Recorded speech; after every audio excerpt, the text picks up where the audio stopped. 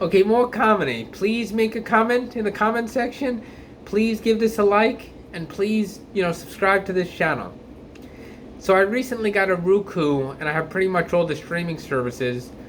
I mean, thanks to a couple of friends, but all the streaming services. And I want to make a couple of recommendations for TV series or movies or shows to watch. Only a very small handful of recommendations. The first recommendation is one of my favorite shows. I love it, actually. Everybody Loves Raymond on Peacock streaming. You could watch every episode, and I always loved it because it kind of represents to me.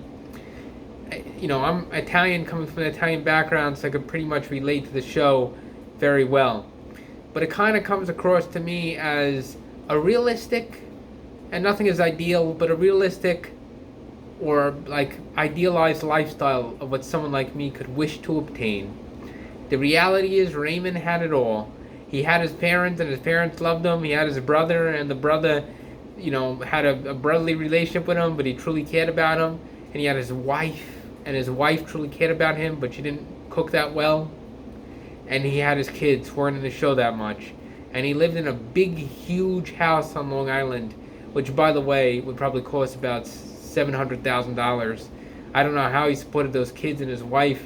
He was a sports writer, so I guess he must have done very well. He was acclaimed in this series. But it basically represents to me a lifestyle that I could garner at some point that would be semi-realistic.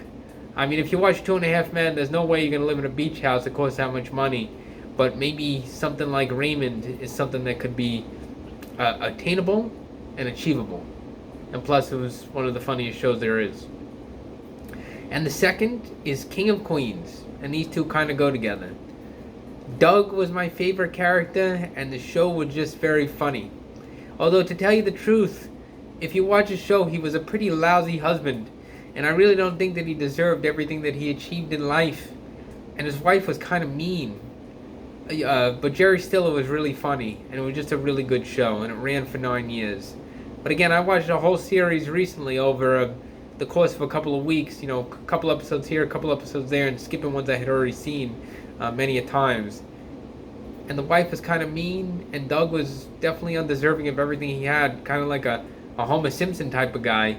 But regardless of that, it was still a really funny show. And this represents one of my favorite shows, and when I saw that this was on Roku streaming, I was beyond excited. And I should have brought out my little Pop Funko figure, but I don't feel like going to my room and stopping this video just to get it. Xena the Warrior Princess. That was one of my favorite shows growing up. I watched it every single week, and I loved it. And I also loved Hercules, but I loved Xena the Warrior Princess more. You could figure out the reason why. And it was a fantastic show, and I've been watching it from the beginning. And there's many episodes, and I was really happy. I was shocked and happy when I saw that this was on Roku streaming. I love Xena the Warrior Princess, and it was definitely one of my favorite shows in the mid to late 90s and early 2000s. And if you mention it to people today, they don't seem to know it as well, but I loved it. And those are just 3 examples of shows that are on streaming that I've been getting into lately. Let me know what you think, or tell me your favorite show down in the comment section. Look forward to hearing about it.